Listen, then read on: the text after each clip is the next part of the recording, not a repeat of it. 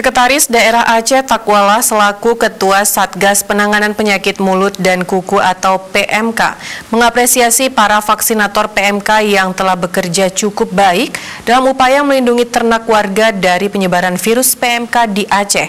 Hal tersebut diungkapkan saat berkunjung ke salah satu kandang sapi milik warga di Kampung Padang Datar, Kecamatan Krung Sabe pada Minggu 31 Juli 2022.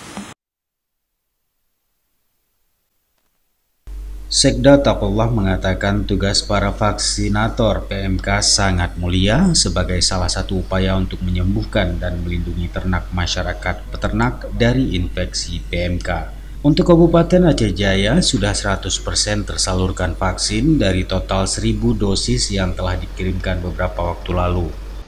Dr. Hewan Helvani, salah seorang vaksinator, menjelaskan sebagai upaya melindungi ternak dan melokalisir penyebaran PMK, pihaknya bahkan sudah memperlakukan lockdown ternak.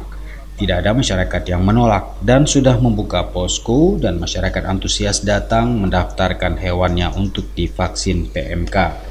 Pada beberapa lokasi juga memberlakukan lockdown, ternak warga tidak dikeluarkan dari kandang dan segala aktivitas hewan ternak warga semuanya dilaksanakan di kandang.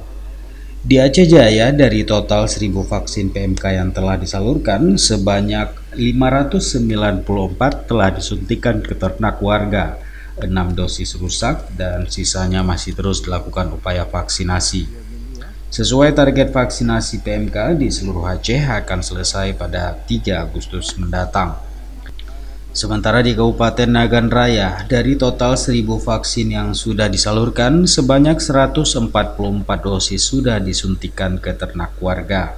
Kepada para vaksinator, Sekda berpesan agar bekerja sebaik mungkin agar vaksin tergunakan secara efektif.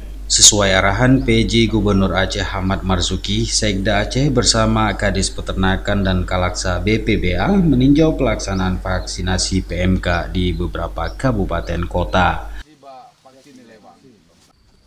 Dari Aceh Jaya, Tim Liputan Aceh TV melaporkan.